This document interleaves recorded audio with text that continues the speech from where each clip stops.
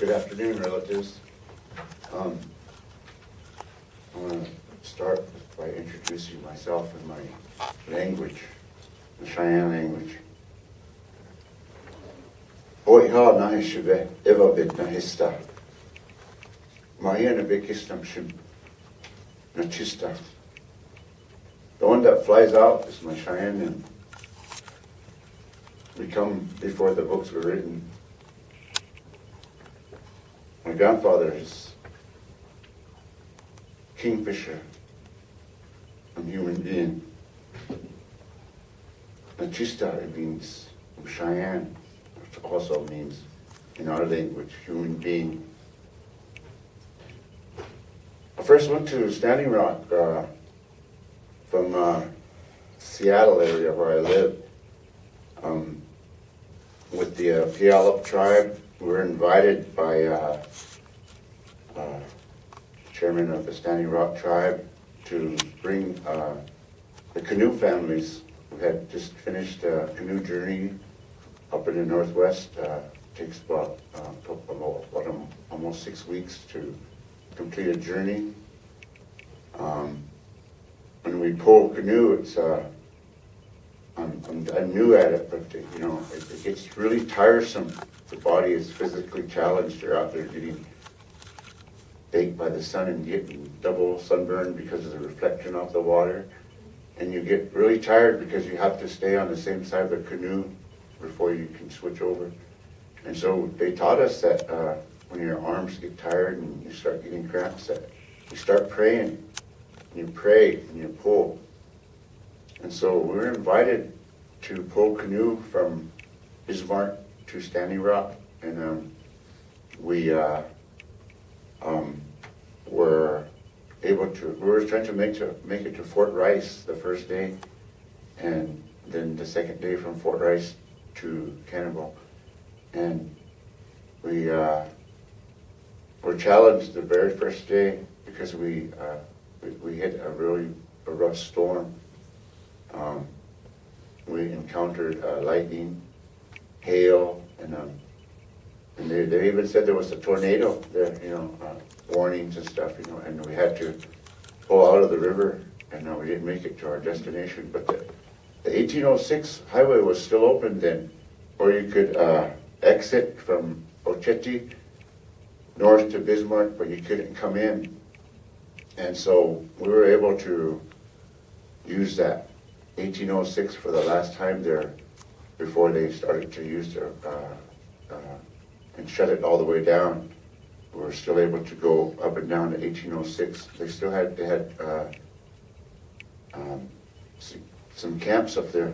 I think it was the very north camp, wasn't it? Up north, further, almost by Fort Rice area, and that's when we first started seeing the camps. Even before I made it, I could see where the camps were. I'd never been to Sacred Stone when I first went there. I never went to Sacred Stone. I first went to Oceti, which was then known as the Red Warrior Camp. And I was able to pull canoe with them. And I stayed there a little bit longer when the rest of our group left, and I jumped in with some of my friends from Quinault. And we were there for the announcement, the very first announcement that President Obama, in conjunction with the Department of Justice and the Army Corps of Engineers and I believe it was the Department of Interior, and they made the announcement that the easement had been stopped, and everyone was celebrating, and we sang the Little Bighorn song, and then we sang the AIM song. Everyone was in celebration, and everything was good, We were in Indian heaven right there, Everyone was feasting and having celebrations, and it was good, It was good. There was 2 sweat lodge fires going every time, all time. There was 2 sweat lodges, male and female, and people were just meeting each other. There were just camps, or there were things going on, teaching things, and people were coming in, environmentalists, to help us to learn about things that we needed to do, to sustain ourselves there.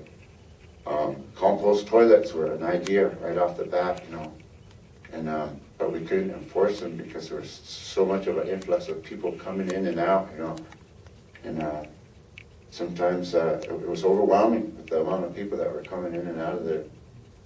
And from the time that when I left back to Seattle, I had to go back and forth because I had my own sacred fire going on over there out in Seattle, and I had to tend to that fire over there too. So it was over a month before I returned back to Standing Rock. But when I did, there had a lot of actions had already taken place where the dogs had already attacked, the people. They already had taken down the North Camp, and then they were taking out the treaty camp, where Shailene and all the other people were arrested at that time.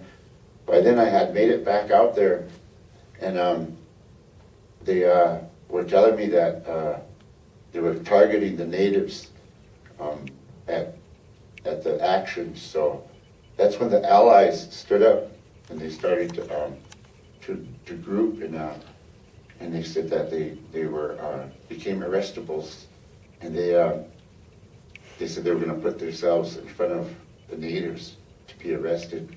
So that's when I started to join the actions in Morton County. When we took the actions back to them, I was able to be a part of that, because at that point the sheriffs were trying to push their way down 1806 to try to push all the way to the bridge, where they eventually shutting us everybody out from seeing all the equipment and the drilling machinery coming in from 1806. They were stopping that. That was the reason why they shut that highway down.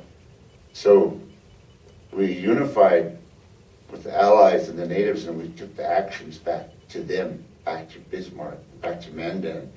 And this is where we started to be noticed by the world. We started to be noticed by, all the different media started coming around and started to record us and stuff. And I had to go back and forth from Seattle, and I was trying to make it and stay as long as I could, and there was a lot of different times that I made it back again, and that's when they told us that we couldn't do any more actions. It was right after Thanksgiving weekend when 30 people got arrested at the mall. But all these different times, I was fortunate that I didn't get arrested because I was protected by the Allies, and during prayer. We would open up with prayer and make sure that we all made it back. But sometimes, some of us, we were victimized, and some of the groups, the sheriffs knew their vehicles and they knew who they were. They targeted them, and they were arrested all the time. Some of them 3 or 4 times, and it's that's the way they work. They try to take out the leadership. They targeted the medics. They targeted females, and it's that's the way they're trained. Some of our people that were arrested from the bridge were actually taken up 1806 highway, and they notified us that the National Guard had actually made bunkers, and they had housed at least 1,400 troops up there, and they were ready to mobilize and take us all out in case we had actually had some people that were threatening to take up arms and fight against them, and we had to extinguish their feelings and their emotions with our prayer, because we were there in a prayerful manner. And so we, sometimes some of them are young, and they really, the explanation that was told to me that, like during one of the actions, one of the water protectors threw something at the police, and when he threw something, 3 other people got shot, not him. So they weren't targeting that individual; they were targeting everybody. So it was then the actions were calmed down, and through the elders council, was always approved of our actions. We always asked them about what we needed to do. This is the ideas that we presented to them, all the actions that we did on the Turtle Island, and subsequently getting tear gassed and sprayed. We prayed about it, and we put our bodies, in front of our actions, and we were there in a prayerful manner, and we weren't there to try to in a threatening manner, and they continuously tried to provoke, our water protectors, but we stood our ground, because this is what we believed in. And one of the things that I know is that we woke up the land spirit. And through that, the land spirit is the people all over this country who know that they're being, subjugated by the corporations. And they wanted to be there as a part of the movement that was going on. But we had a lot of help from donations from people from all over America, even around the world. People started donating food and clothing and firewood supplies. Everything that we needed was there, and we were good and happy to be a part of that, because we took care of each other as a family. We see one another every day. We get to see each other. We pray with each other, hug each other, tell each other you love them. And it was real hard. He took that from us. And he used violent force to move us out. And that broke our hearts. We continue though, because we're still here, and it's not over. We're going to take this fight on to other pipelines and other necessary places that we need to be. There's a statue up there, that sacred stone. It's a red statue that sits overlooking the easement, all the camps. It's called Not Afraid to Look. And that's what we were there for. We were not afraid to witness what was going on and to put our lives on the line, because this is what we believed in. Our ancestors were with us all the time, and they still are, through our prayers, our songs. I heard so many songs from different nations, different people that were there, even modern music, rap music and even folk music, and that's what, there was so much art there. People were celebrating life through art and music, and it's a beautiful thing. It's a beautiful place. And one of the things that I want people to know is that we stood up. I want my children, my grandchildren, to know that we fought hard and we're still fighting now, and we're going to keep on fighting.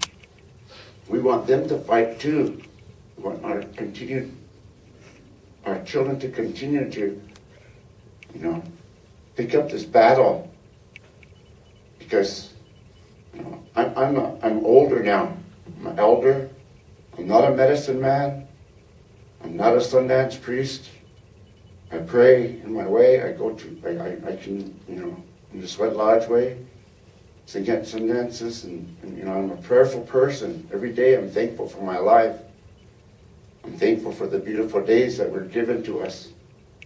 And with that, I try to deliver the message of love to our family that we made over there at Standing Rock, Chichita, Sakowin, and all the different camps that were there. We all had to come together and work together to bring this message to our nations, to the world. So I just want to say that, this fight is far from over. And we woke up the nations, we woke up the world, and I'm glad that, we're still here to be able to continue to deliver that message. Thank you.